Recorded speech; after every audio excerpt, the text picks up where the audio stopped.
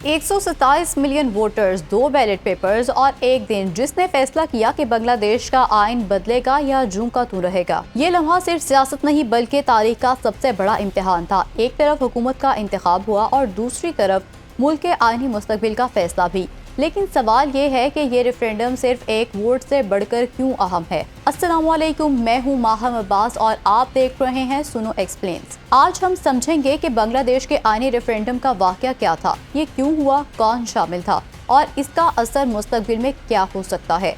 ये मामला सिर्फ सियासत का नहीं बल्कि जमहूरियत, ताकत की तकसीम और मुल्क के आइनी ढांचे का है। 12 फरवरी 2026 को बांग्लादेश में आम इंतखाबात के साथ साथ आइनी रेफरेंडम भी हुआ। वोटर्स ने 2 बैलेट पेपर्स पर फैसला दिया। एक बैलेट पर उन्होंने अपनी नई हुकूमत के लिए वोट दिया और दूसरे पर उन्होंने जुलाई नेशनल चार्टर के हक में या मुखालफत में वोट दिया। इस जुलाई नेशनल चार्टर में कई आइनी तब्दीलियां शामिल थी। वोटर से सवाल ये पूछा गया कि क्या वो इन तजावीज़ की मंजूरी देते हैं, जैसे वज़ीर आज़म की मुद्दत की हद लगाना, अदलिया की आज़ादी, जदीद चेक एंड बैलेंस और नया 2 ऐवानी निज़ाम। इस रेफरेंडम ने इलेक्शन के दिन ही होकर एक तारीखी मौका दिया। अवाम ने अपने हुक्मरान के साथ साथ मुल्क के आइन पर भी राय दी।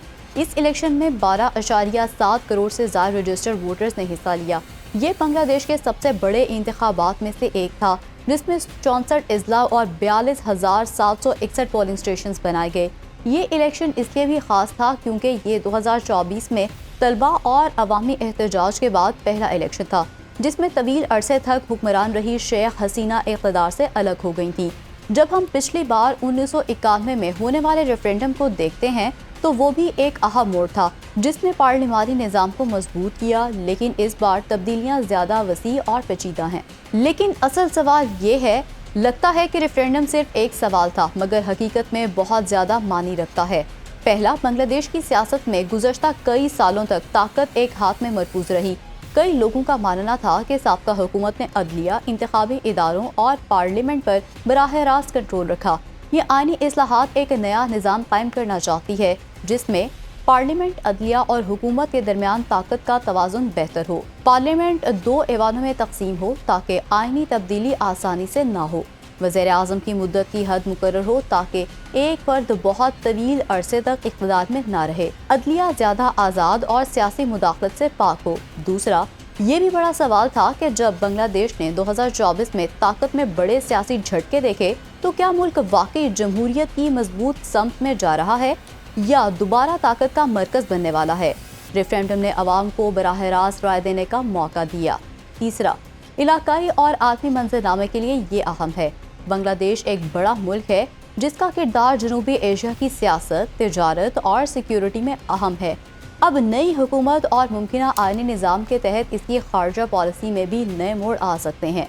इस रेफरेंडम के मुमकिन नताइज ये हो सकते हैं। अगर ज़्यादा वोटर्स हाँ में वोट दें तो इस्लाहात नाफिज होंगी और आइनी ताकत तकसीम मजबूत होगी। अगर ना ज़्यादा आए तो मौजूदा आइनी ढांचे में तब्दीली नहीं आएगी और सियासी अदम इस्तेहकाम बरकरार रह सकता है। लिहाजा रेफरेंडम सिर्फ एक वोट नहीं था, ये आइनी ढांचे, ताकत की तकसीम और मुस्तकबिल के सियासी सफ़र पर अवाम का फैसला था। आखिर में बांग्लादेश का 2026 रेफरेंडम एक तारीखी लम्हा था। इसने अवाम को अपने आइन और मुस्तकबिल के बारे में बराह रास्त फैसला करने का मौका दिया।